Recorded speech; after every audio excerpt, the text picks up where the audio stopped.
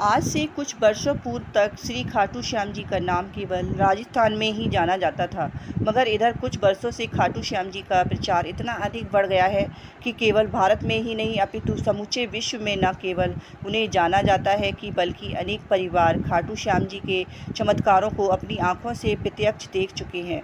राजस्थान के सीकर जिले में रिंगस कस्बे में 18 किलोमीटर की दूरी पर श्री खाटू श्याम जी का मंदिर स्थित है, जहां प्रभु के दर्शन मात्र से ही जीवन में खुशियां एवं सुख शांति के भंडार भर जाते हैं। श्री खाटू श्याम जी की पौराणिक प्रचलित पावन कथा संक्षिप्त में इस प्रकार है। महाभारत युद्ध के लिए कौरव पांडव दलों के विशाल शिविर सामने आमने थे। शिविरों में कुछ दिन शुरू होने वाले युद्ध की हलचल मची थी। युद्ध नीति के अनुसार सूर्यास्त पश्चात दोनों पक्षों के लोग आपस में मिलजुल कर सकते थे, अतः धर्म युद्ध के इस शिविरों में भी सैनिक आपस में मिलजुल कर रहे थे। शिविरों के बीच को भूमि वीरों के आगमन से भरी हुई थी। तभी सुसज्जित रथ पर एक तेजस्वी योद्धा आया। पीपल वृक्ष के नीचे उसने अपना रथ रोका, घोड़ों को खोलकर चरने के लिए छोड़ दिया, सिर श्राद्ध उतारकर जलपान किया और अपने रथ पर विश्राम करने के लिए बैठ गया। उसने दोनों दलों के वीरों से घेर लिया। तब सभी एक ही प्रश्न था, आप किस ओर से युद्ध करेंगे? किसी भी दल की ओर से नहीं। अभी तो मैं एक दर्शक की भांति इस महायुद्ध को देखने आया हूँ।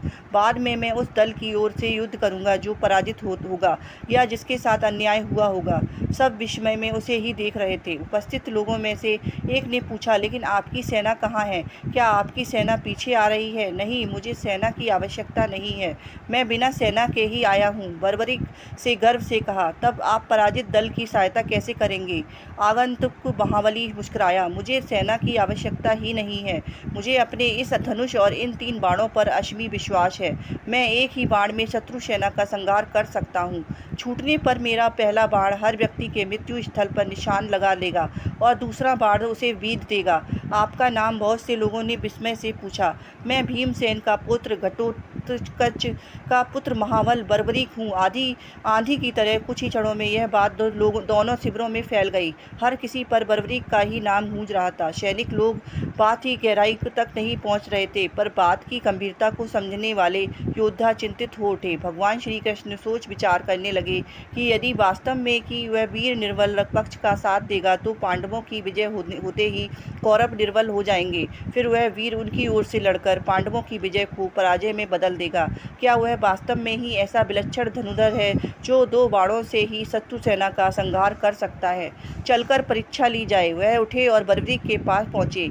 उन्हें आता देख सभी सैनिक गण इधर उधर हट गए। बर्बरीक ने श्री कृष्ण का अभिवादन किया। दोनों ने परिचय हुआ। श्री कृष्ण ने कूटनीति का आशय देते हुए पूछा, तुम इन 3 बाणों के द्वारा सारी सेना का संहार कैसे कर सकते हो? बर्बरीक ने गर्व से अपना सिर ऊपर उठाया, धनुष पर एक बाण चढ़ाकर कहा, देखिए, मैं इस प्रकार समस्त शत्रु सेना का संहार कर सकता हूँ।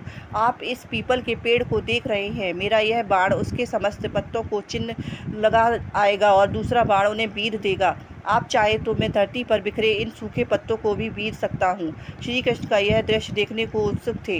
उन्होंने 2 पत्ते तोड़ दिए, एक को हाथ की ओर मुट्ठी में बंद कर लिया और दूसरे पांव के नीचे दबा लिया। बर्बरीक ने अभिमंत्रित करके बाण छोड़ा। अभी सभी ने देखा कि पेड़ और धरती का प्रत्येक पत्ता चिन्हित था। श्री कृष्ण ने उस मुट्ठी खोली तो हाथ का पत्ता भी चिन्हित था और पांव के नीचे का पत्ता भी। श्री कृष्ण अत्यधिक विस्मित होते। तब बर्बरीक ने दूसरा बाण छोड़ा। प्रत्येक पत्ता बीच से ही विधा हुआ था। श्री कृष्ण अकुला उठे और गहरी सोच में पड़ गए कि किस प्रकार से युद्ध में भाग लेने से रोका जाए।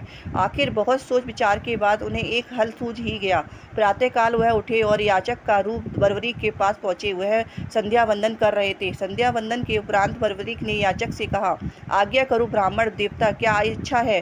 कुछ दान पाने की इच्छा है महाराज। ब्राह्मण रूपधारी श्री कृष्ण ने कहा, यहाँ तो मेरे पास विशेष धन नहीं है, परदेश में हूँ, यह बहुमूल्य वस्ता भूषण है। उनकी इच्छा हो तो कहो, मेरे पास में जो कुछ भी होगा वह मैं तुम्हें दान में अवश्य दूंगा। वस्तु तो बहुत वही मांगूंगा जो आपके बस में है, तब मुझे कोई इनकार नहीं। चाहे तुम मेरे प्राण मांग लो, प्राण इतना दंभ अच्छा नहीं है महाबली, कह दो तो दिया।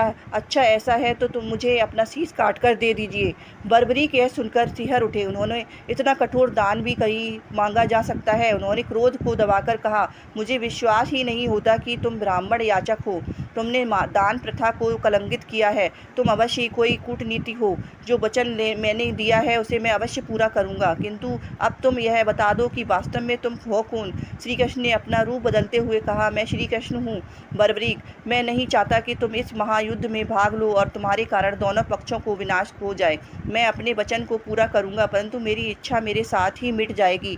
निसंकोच कहो, तुम्हारी क्या इच्छा है। मैं इस महायुद्ध की अच्छी तरह देखना चाहता हूँ। सृष्टि के सभी महारथी इसमें सम्मिलित हुए हैं। मैं देखना चाहता हूँ कि कौन कितना बली है। तुम्हारी इच्छा अवश्य पूरी होगी।